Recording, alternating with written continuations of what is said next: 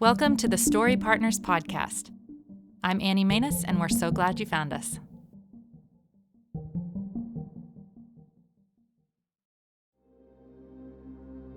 I had seen my grandmother, my dad's mom, crying.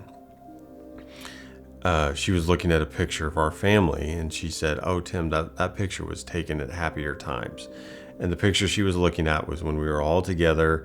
It was before my mom had had a stroke. It was before anything had really unraveled that I knew of. And she was crying, and she said, it was taken at better times. And I remember having the thought, did not say it, but had the thought, well, yeah, but at least we're still rich.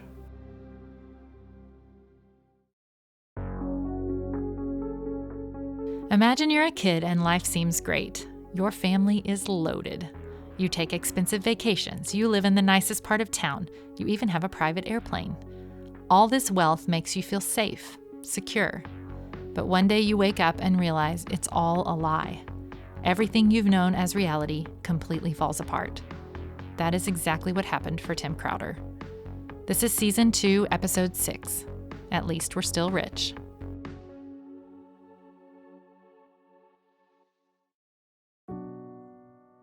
So my name is Tim Crowder.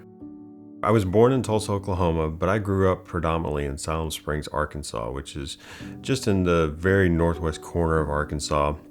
My mom, dad, sister, and brother and I moved to Salem Springs when I was probably 5 years old. Salem is a very small town, but we lived in, at that point, what I would consider the best place to live in Salem. I was always trying to understand how much money we had and how rich were we. That became like a little bit of an obsession for me. And I remember we were driving one time. We must have been in Texas because we were with my uncle, my mom's brother, and he was a business professor at a university. And one time he was driving the car and something was said, and I said, "I don't understand that." And he said, "Well, Tim, if your dad makes $50,000 a client, and he was using that as an example to explain something to me. I don't remember what the example was, but I remember the first comment, if your dad makes $50,000 a client, I thought he had just told me the Rosetta Stone to help unlock how much my dad makes. And so what I latched onto and what I told every friend that I knew was my dad makes $50,000 a client. Obviously, an accountant doesn't make that. But to a 9-year-old, yes, he does, because my uncle just told me, right? And so I would compute how many clients does my dad have, how much money should we have, how many, and so I knew we had millions, and I was sure of it. I thought I was probably the second wealthiest kid in my school. I wish they had published a list of kids in order of wealth. I really wish they had done that. I remember thinking that, and I was like, I bet I have second place wrapped up, and like that's in 5th grade. I can remember thinking that. So that's where I was. That's who I was. I was that kid. I'm sorry if you were traumatized by that kid. That was me. We got cars every couple years.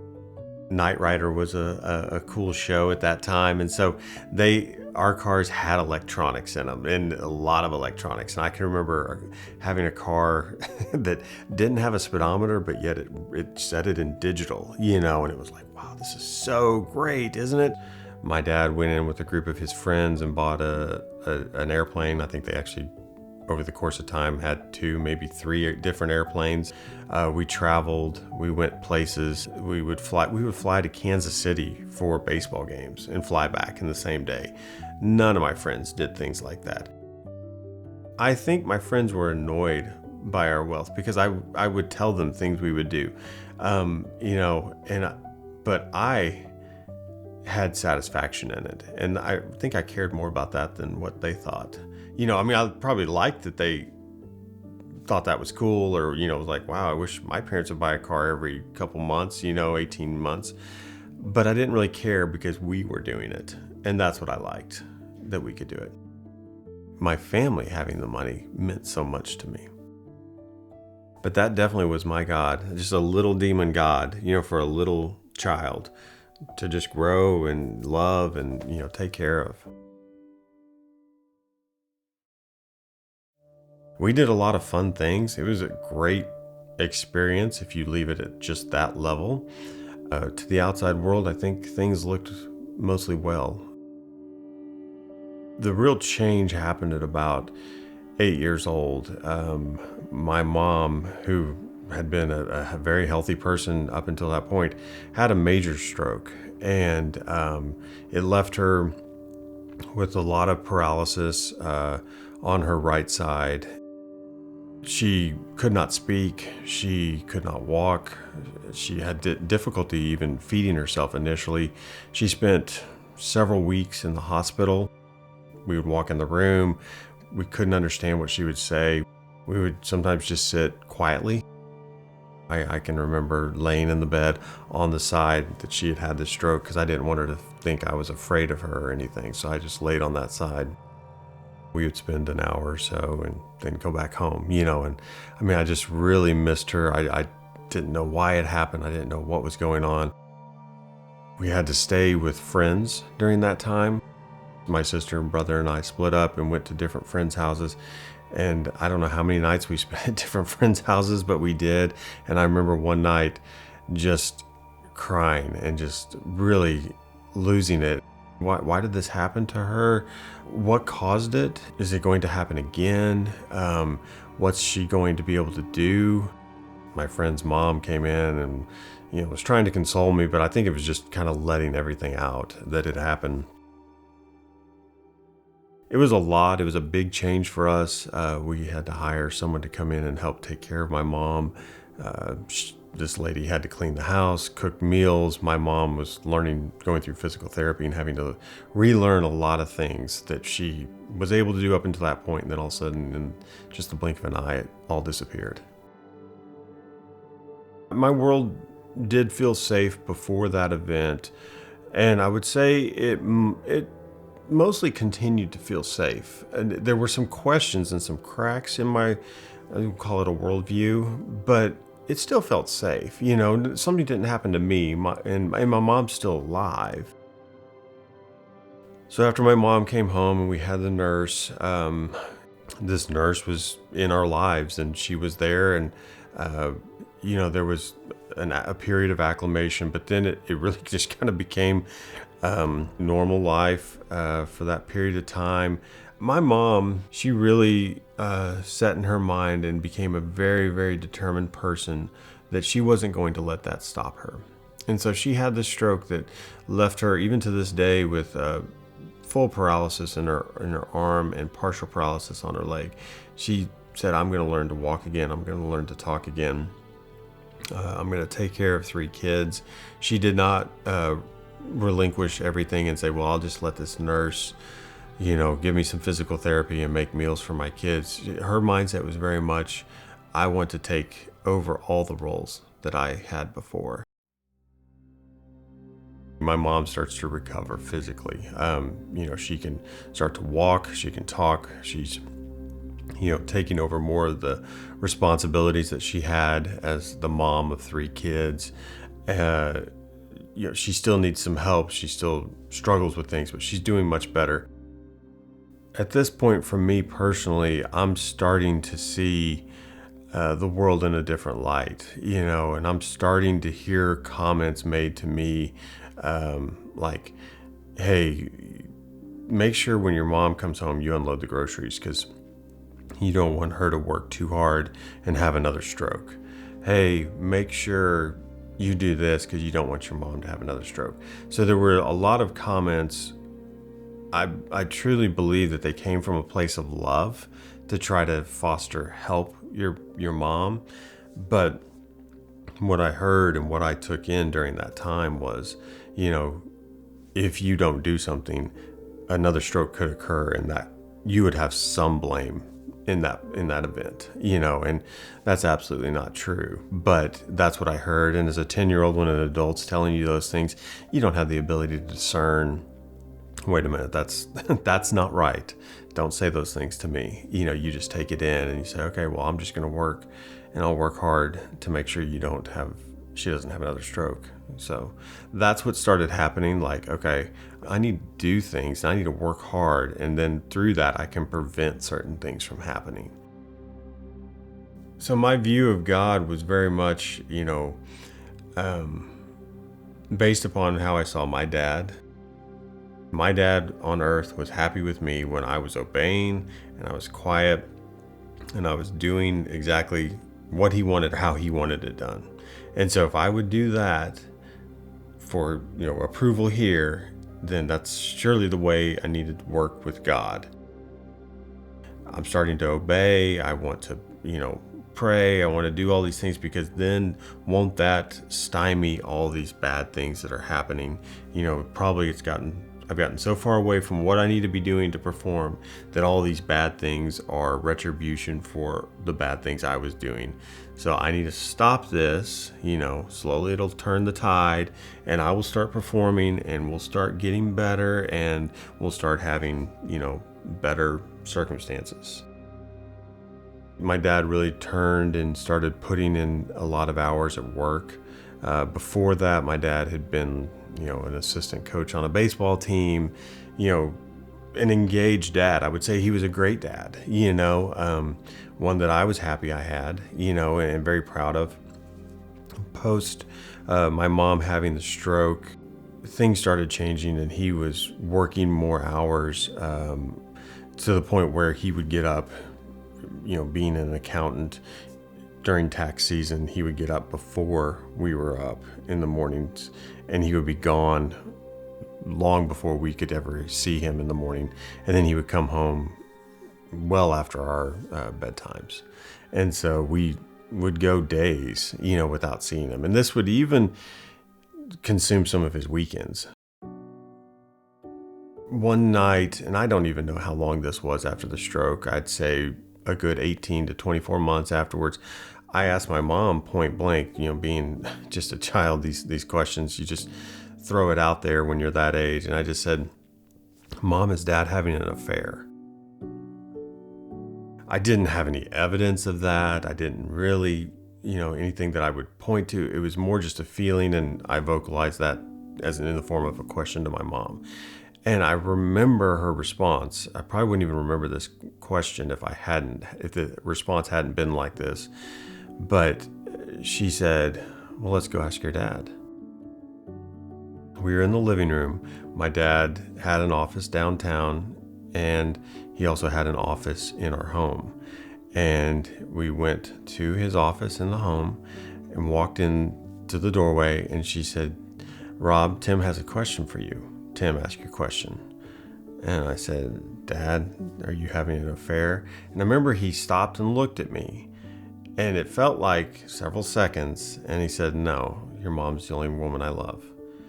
And I don't remember what happened, because it kind of doesn't matter what happened after that.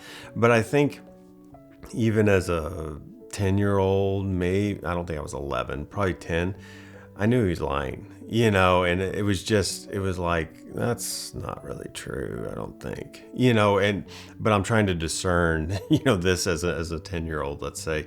And I'm sure my mom knew, looking back and knowing the timeline of things now as a 47-year-old, my mom knew at that point, and she brought me, and I think was even saying, look, even your son is aware, and so that was a standout moment. That was one where it was really, as we go back to this, like, was your childhood crumbling? It was really starting to crumble at that point. It was big chips were starting to fall off my childhood. My personality is one that doesn't like to be surprised, doesn't like to have things like that. And of course, nobody wants something bad to happen. But something like that really shook me, that bad things can happen. And here I am with a mom like this, who's had a stroke, and what next? What could happen next? And what will that be? And where will it come from? And then my parents' marriage starting to pull away from each other, and consequently from me, because, they're having to deal with some of their issues. And how do I see these things better in the future so that I can protect myself and keep these things from happening? Is something else bad going to happen? And just kind of try to prep myself and think about these things and be like, okay, what do I do? What would happen? Okay, that's the worst case scenario. Okay, okay, it's nothing worse can happen to that. I've protected myself from that. It's a kind of self-defense mechanism is how I would say it. To the outside world, life continues normally, but I can see that my parents' relationship is really faltering. I was in my dad's office down at the house, and I was just, I don't know, it's the place you're not supposed to go, but it's the place that's fun. And he came in on a Saturday morning, and he called some lady just to check on how she was doing. And it seemed really strange to me, and I was wondering, and he did that in front of me, very, brazen, just in front of me, called, knew I heard it, and then I don't think he really said anything to me about it. I don't remember anything, but I remember thinking, that's strange that you called some lady and we're checking on her. So we went on a big 2-week East Coast trip. We went to Washington, D.C., New York City. My parents both knew it was going to be the last trip that we ever took as a cohesive family. And they wanted to do one last trip. I think probably my mom wanted to do it. My dad said, all right, fine, whatever, because he was really checked out at that point. We left Siloam Springs and we were so excited. We were getting to miss school and, we're going to go see New York City and it was going to be fun. It was going to be Washington, D.C. and Boston, all these great experiences. One day we were in Washington, D.C. and we were out walking around and it was kind of cool because it was October and we hadn't dressed appropriately. And so we found some street vendor who was selling sweatshirts. And I got a white sweatshirt that had the Georgetown Hoya logo on it because I just needed something. And it's like, here. And I got a hot dog at the same time and mustard fell on it. And my dad saw that and lost it. And I don't remember exactly what he said, and I don't think he berated me a lot, but I think he called me a pig and a slob or something like that. It was to the point where the feeling tone that he imparted during that has stuck with me for over 40 years. And I can remember that, and that is one of the major memories I have of Washington, D.C. We flew to New York City after that, and things really kind of came off in New York City. I remember we got to the hotel and we unpacked, and my dad said, Tim, do you want to go out with me? And I didn't know where he was going or what was happening. And I just said no. And he said, okay. And he left. And so we waited in the room, my mom, sister, and brother and I, for a while. I don't know how long. And finally, I think my mom got frustrated because she didn't know where my dad was. There were no cell phones. There was no way to get in touch with him. You were just kind of gone when you left at that point in time. To her credit, she thought, well, I'm in New York City. Let's go walk and let's see the Empire State Building. So we walked. I don't know exactly how we got to the Empire State Building, but we did get there. As we were leaving the Empire State Building, we got out and we remembered we didn't really know where we were staying or how to get back to it. And so she was trying to remember the name of the hotel. I was 11. I didn't even think to remember the name of the hotel. It was getting kind of dark and it was starting to get cold. And my mom, if you remember, she had a stroke a few years before. She doesn't walk well. She definitely does not walk quickly. She does not communicate well under pressure at this point in her life because if she's stressed, she really struggles to find her words, and she's a naturally quiet person. So to put herself out there is really hard. People are fairly friendly to a small group, especially a woman with some kids would probably give directions. But if she can't tell them where she needs to go, they really don't have a lot of time for that. And so we remembered the direction we came from and we started walking back, but we couldn't remember how much further. Was there another turn or what? And, of course, being 11, I didn't know either. My sister's probably 8 at that time. My brother's, 5. And so they're not even aware that the situation's kind of moving towards a bad situation. And they're saying, I'm hungry and I'm cold. And it's like, yeah, but don't let mom have a stroke. Come on, stop. We need to help. And yeah, I felt very much that I had to protect my family. I had to keep them safe. I had to make sure that my mom didn't have a stroke, that a child didn't get lost or whatever. I was scared.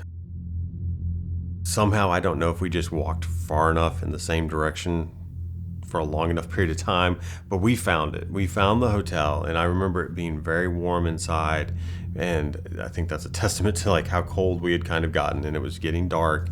And so we went upstairs. I think we ordered room service, and we stayed in the hotel. And then a few hours later, there was a knock at the door, and it was strange because we obviously did not know anyone in New York City, so there would be no reason for the door to, someone to be knocking at it. And my mom said, "Tim, go answer the door." And I opened the door, and it was my dad. And I said, "Oh, Dad, why didn't you use your key card?" And he looked green. His face visibly looked green. And he didn't say anything to me. And so I opened the door, and he walked in. And I said something to him like, "We got lost when we went out and walked around." And he didn't say anything to that either. And I thought, well, that's really weird. He laid in the bed, and I remember my mom kind of was sitting on her bed where my dad was laying, and she had the three kids get over on our bed, and that kind of clued me in that something was wrong and wasn't quite right in the situation. After a few minutes, my dad kind of tapped on the bed and was looking at me and kind of indicating like, "Come over here."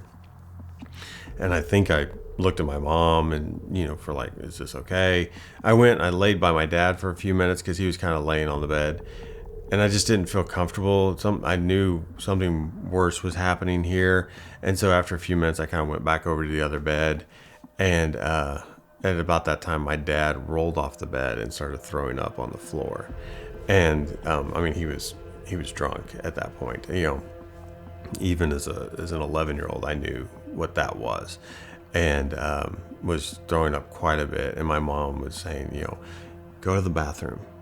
You need to get out of here and go to the bathroom." And so he went to the bathroom, threw up, and he cleaned up the bed, the floor and stuff. I guess to the best of his ability. I don't remember really, but it was just very, very unnerving and scary to see your dad like that.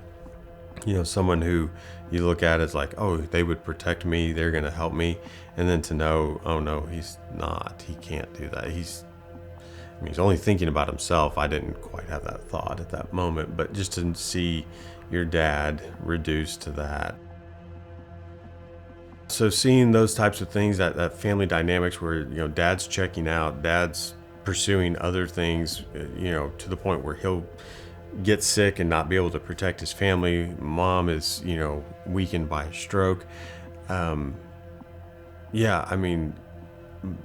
The result is I'm starting to see things as tasks and not really enjoyable. This is, let's say, having a conversation with somebody. "Do you want to go to a park?" "Well, no, I don't want to." "Why? You don't like to go to a park?"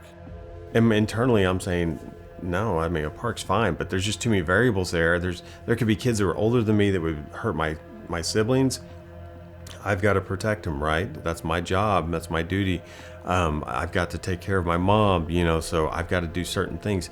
So I really start to see the world through the lens of like risk, I guess. I would never have said that, but is there a risk reward ratio here? And what is it? Is it too risky to go to a park?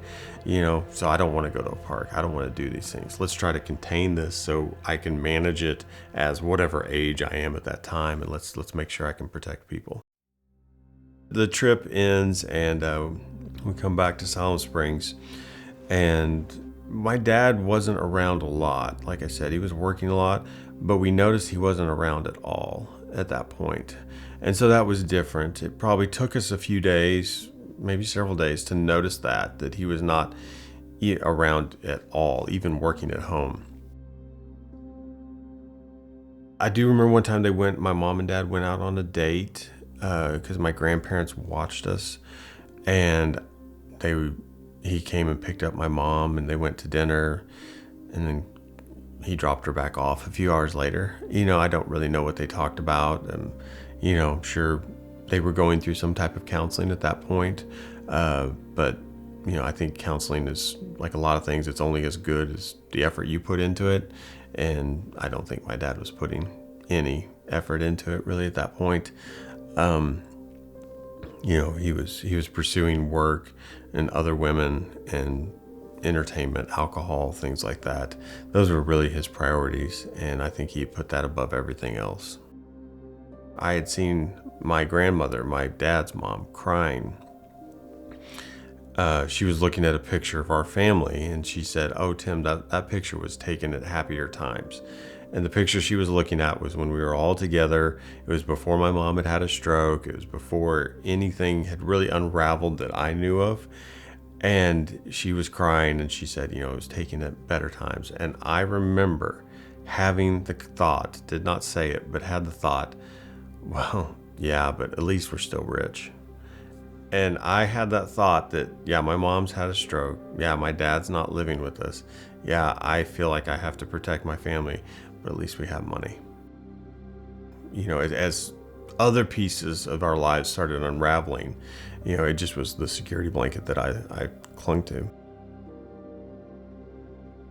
I remember we were out, we were downtown close to my dad's office, and I had just come out of a store, and it was right around my birthday, late January, and I came out of the store and I heard Tim, and I turned around, it was my dad, and I hugged him, and I said, "Hey, Dad, how are you? When are you coming home?" And he said, I don't know. Went and I talked to my mom, and she, I think she talked to us all together, but maybe she talked to me just one-on-one, and she said, "Hey, your dad and I are getting separated, and he's staying at his office. That's where he's living." And, I remember just kind of accepting that. It probably seemed to make sense after you see a marriage kind of trend that way for so long. Even as a child, you're like, well, yeah, that's kind of the next step if things aren't getting better, right? Life kind of went on like that for a few months. He would come over every now and then and make appearances at the house. He did show up a couple times in the evening, I remember, and we would talk to him and things like that, but really there just wasn't a lot of interaction with him.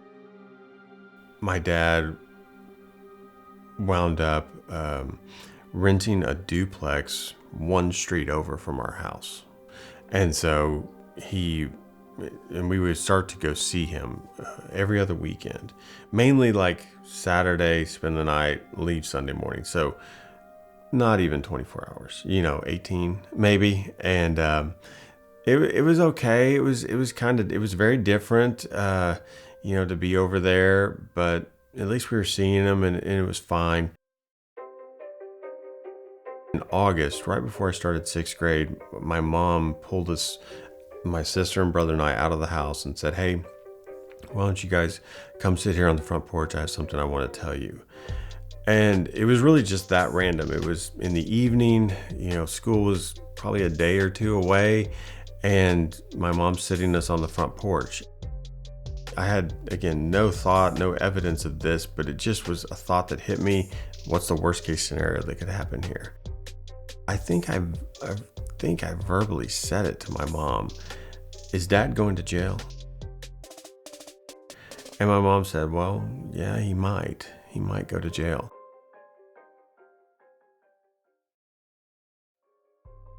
The money really meant so many things to me. It meant security. You can always buy whatever you need. It meant comfort. It can help soothe you. It can insulate you from any of the worst things you can ever think of. And, if you're playing that game in your head of what's the worst case scenario, money can get you out of jail in a lot of cases. Of course, I never knew how much money we had or didn't have, but, that was free to my imagination to think up, and I was really good at it. I could think of how much money we had, and we had a lot, right? Of course we did. And it could protect me from a lot of bad things. My mom says, your father's going to go to prison. Your dad's an accountant.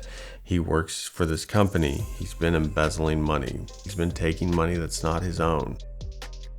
That's how we've bought this house. That's how we've bought these cars, taken trips, funded a lifestyle through money that's not our own. I can remember, out of all the things that have happened to me at this point in my life, that one was the most like getting punched in the gut. It was like somebody punched me in the stomach. Not because my dad might go to prison, but because I don't have any money. My world's crumbling. My dad is going to be on trial. We're going to lose our house, all these things. We don't have the money to pay bills.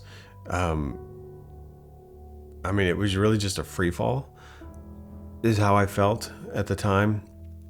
Not knowing really what was going on, how low I was going to go. It was just open to so many things, because I had no security, so I could get hit from any side. Any kind of bad thing could happen, and it would just be terrible, right? Once I knew we didn't have any money, immediately my mind changed to, I don't want to spend any money on me. My needs are not important. You're not going to spend money on me. So when we would go clothes shopping, I would say, I don't want anything. I don't need anything. I'm fine. I don't want it. Because I didn't want to be the person who is taking the limited resources and having them applied to me. You can go apply it to anybody else. Don't spend it on me. We started losing a lot of things. We started losing the cars that we had. We started losing the house that we had. We started losing possessions. I can remember driving by my dad's office downtown, workers taking items out of my dad's office, paintings, couches, and realizing, oh, he hasn't paid for it.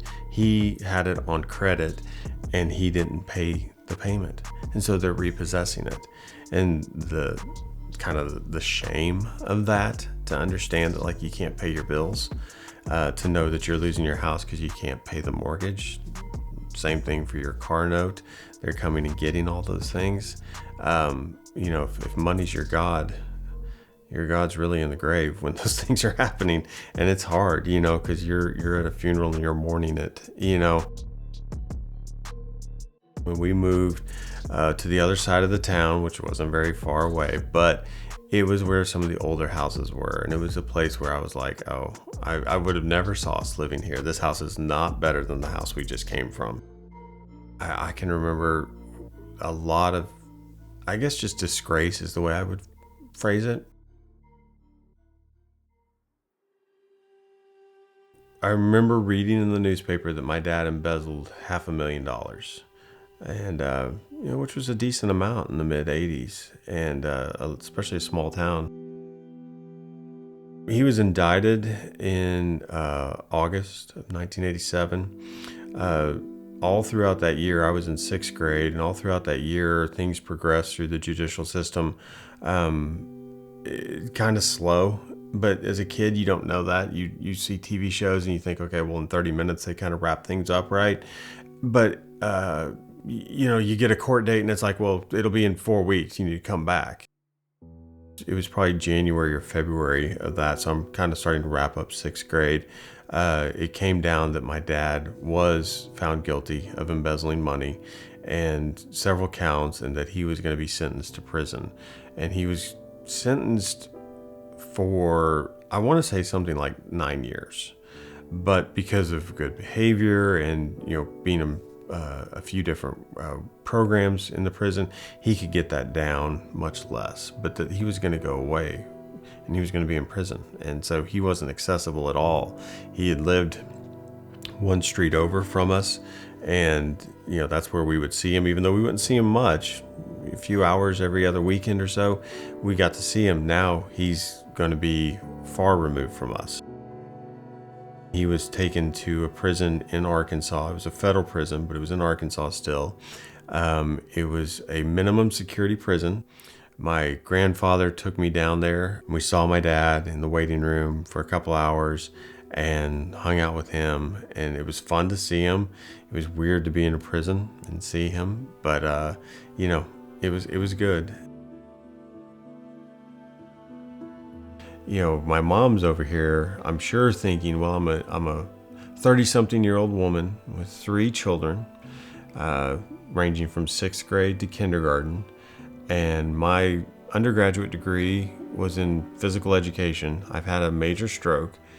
What do? I don't have any alimony, any child support, anything like that coming in because my husband is in prison and he's embezzled money. So it's not like he has a savings account to hand me to take care of me. So she decides, well, what do I do? And she takes her bachelor's of education and she says, I can use that and I can build off that. I can go get a master's in counseling and I'm going to go do that. And we started talking about her going to school again. And we went to the University of Arkansas and she stopped by the admissions program and she filled out an application and started talking to financial aid. And she had to do a lot of talking because they looked at the tax returns and they were like, oh, why do you want a scholarship? Because your lax tax return says this much income. Why don't you talk to us about it, donating some of this money? And she had to say, I'm sorry, my husband was embezzling money. I don't know how many times she had to have this embarrassing conversation. He's left me. I don't have any money. He's going to prison, and I'm sure had to lay it out multiple times to strangers. And finally, they gave her some money, and helped her with her financial aid. And she enrolled in a master's of education class to be a school counselor and worked very, very hard for 2 years, all the way through the summers, all through the school year. Got done in 2 years or maybe just a little under, and then became a public school counselor for 23 years after that. She did a great job. She essentially said, okay, well, I'll be both parents, to the best of my ability, and I'll provide and nurture, and I'll be here, and I'll love you, and I'll try to make a safe home for you. And I think she did the best she could with everything she was given, and really, really did a great job. Going through that time period where we were losing everything, and I was free falling away from my idol of money and all the material things and things it can provide for you.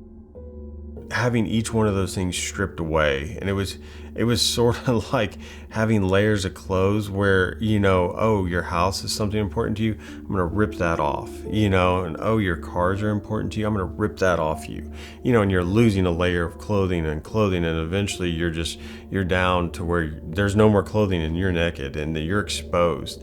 And that's what it was. And all those things left me feeling exposed like that. We weren't a homeless family in Siloam Springs. My mom had a friend from high school whose parents had recently passed away. She says, you can live in this house that my parents lived in Siloam Springs. I don't know what I want to do with it just yet. Why don't you and your family live there for a little while I figure it out?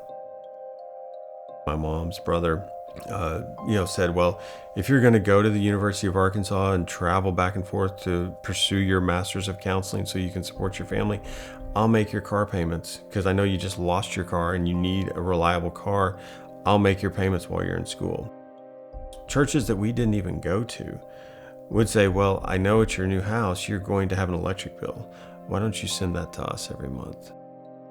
I remember one Sunday school group bought a membership at the local public pool so we could go swim. So things, it wasn't just what are your needs, but there's some wants even being met here too. I can't even name all the people in groups, Sunday school groups, church groups who came to our aid and what they did. I know one of my wife's favorite stories is when we were dating, we were sitting in a restaurant in Siloam Springs where we met, and a man walked in, and I told her, I said, oh, do you see that guy who just walked in? And he's the guy who, when we were kids, paid for our haircuts, my brother and sister and I. And that really affected her. And she tells that story quite often because it's just an example of someone who just saw a need and stepped in and said, it doesn't have to be big. It doesn't have to be, the most dramatic need, I'm going to build a house for you or something. This is very practical. Your hair is going to grow and, you need your haircut, so I'll take care of all your haircuts. It was a true representation of what I think the church should look like, because churches we didn't go to, groups that we didn't know, all stepped in and said, hey, we'll help stand in this void for you and we'll meet these needs. So it was honestly, it was very scary going through, but it was so wonderful because even at that time or shortly after that time, as soon as I got the cognitive abilities to understand it, I realized like this is what the Bible's saying a church should do, and not just a church, but like the universal church should do for believers. And realizing God must have orchestrated this for me. God took care of this. It wasn't until much later, Cindy and I, my wife and I, were going through counseling. And a counselor, I was telling them my story, and I told the story many times, and I told them, and I said, and so we lost this, we lost that, we lost our cars, we lost. And, then I was talking to him about, well, my uncle paid for a car and bought we got a house that, someone didn't need, and we just stayed there. And he said, he just kind of looked up at me and he said, it sounds like really God was providing for you in all these areas. You weren't losing things, you were gaining things. You were gaining the right life that you needed. And it was really a watershed moment for me, because I had said it all these years. I had said, well, but yeah, we got this, we got that. But I had never attributed it directly in that way to God. I knew a lot of these had been orchestrated by him, but that he saw a need and he moved someone to give us whatever it was, or to provide this.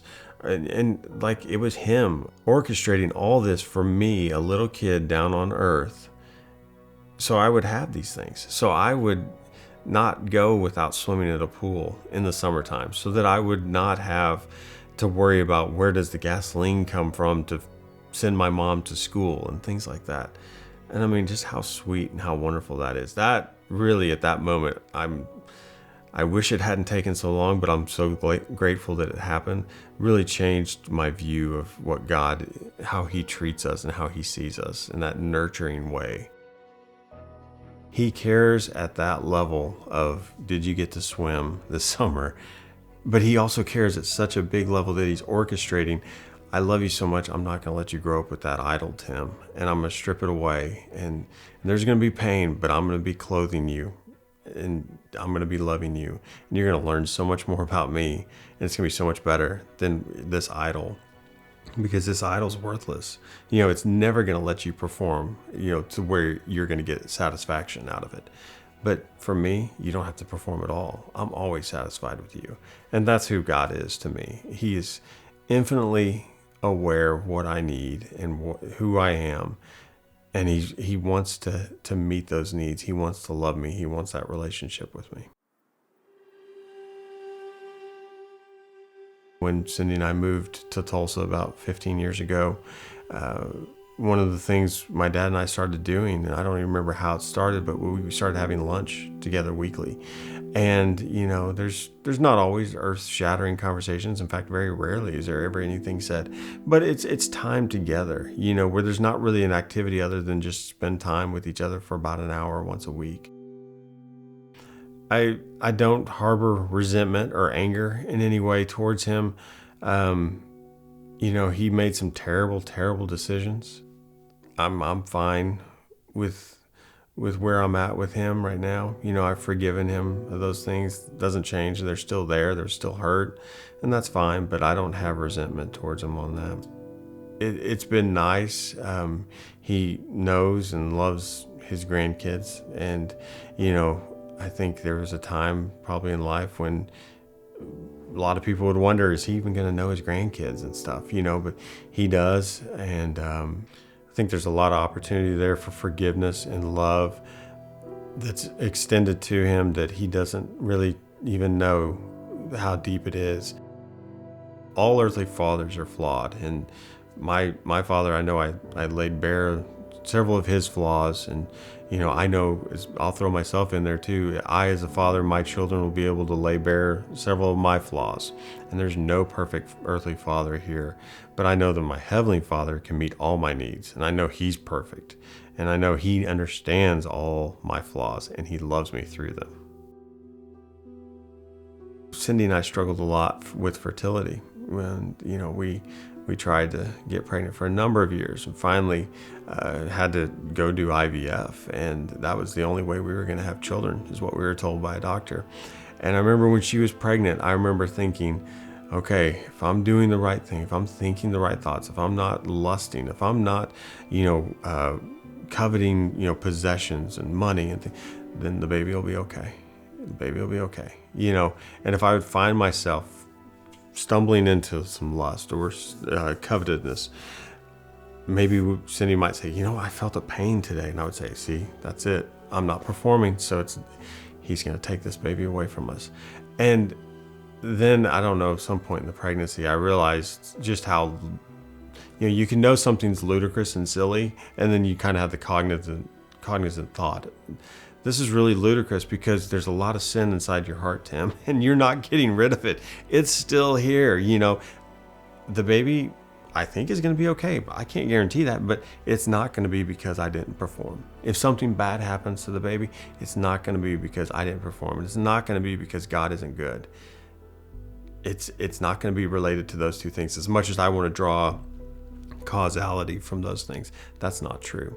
And so recognizing the true nature of my heart away from Christ, from the regeneration that's going on, and that it's just full of sin, really has helped me to understand, I can't really perform. If I could perform, I wouldn't need Jesus, and I need Jesus because I yell at my kids, and I get mad and I get frustrated, and I'm snippy to Cindy, and I do all sorts of things, and it's like so many things throughout the day remind me that there's no way I could be my own Jesus. I wouldn't make it. I wouldn't make it at all.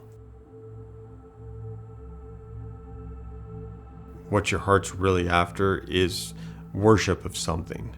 And if it's not focused on Him, it's just a worship of an idol. My God of money and finances is going to leave me empty and hurting and not fulfilled at the end of my life. If I choose to worship that and follow that, it's going to be hollow and worthless, and someone who is never satisfied with what I've done, and there's always more to get. All the things that you don't like about yourself, and the things that you think, and the things that you covet, and He sees all those things, and He says, those aren't the right things. Those aren't the ones that you need to be coveting. What about the relationship with me? Covet that, and He knows me. He knows me. I mean, to almost a humorous level where it's like, I can get back into thinking about finances and what's retirement going to look like, and how's that going to be, and what kind of money are we going to have? Are we going to be able to make it? And it's laughable because then something will happen, and I'm like, I bet God orchestrated that to remind me that He's got me and He's not going to let me go. It's not a transactional thing that I need to perform so He does something like my earthly father.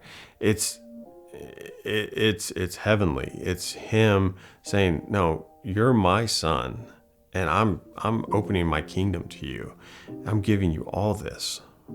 For me, you don't have to perform at all. I'm always satisfied with you. And that's who God is to me. He is infinitely aware of what I need and who I am.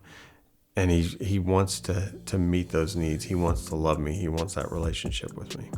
When you're seeking Him, there can still be scary things out there, but His promise of, I'm not going to leave you, still rings true. And you say, okay, I don't know what that's going to look like. I don't know how this is all going to play out, but I know you're not going to leave me.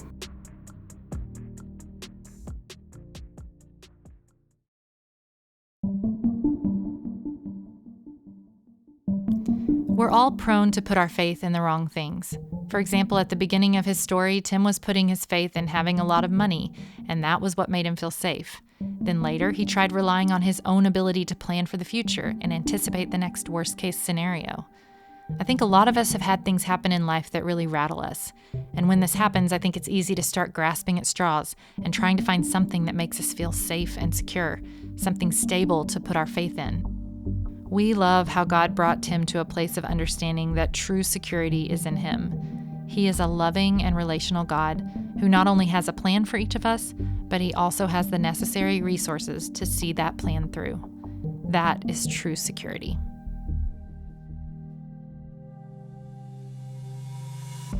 It is not cheap to send a child up to cross the border because most of these children are coming from Central America. They have to make that whole journey.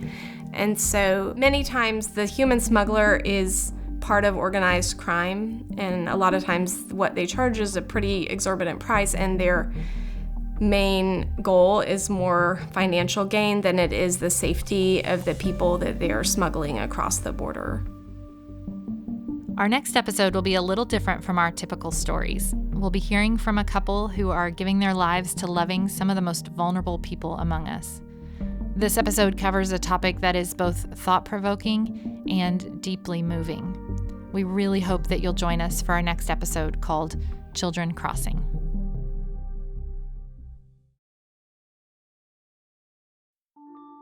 Hi, my name is Nathan, and I'm from Orange County, California. I love Story Partners because I love hearing amazing stories about God's miracles, providence, and mercy in ordinary people's lives. These stories encourage me and strengthen my faith in a God that is real and loving and working every day to bring people closer to Him. Story Partners is a nonprofit ministry that tells stories that point to Jesus. We tell these stories through short documentary films as well as this podcast. We're a crowdfunded ministry funded by monthly giving from people like me. To learn more or to join our crowdfunding community, visit us at storypartners.org. Thanks for listening to this episode of the Story Partners podcast. This story was recorded and edited by Walt and Annie Manus. A special thanks to Matt Slavic, who helped with the edit on this episode. If you were encouraged by it, please share it with a friend. We'll see you next time.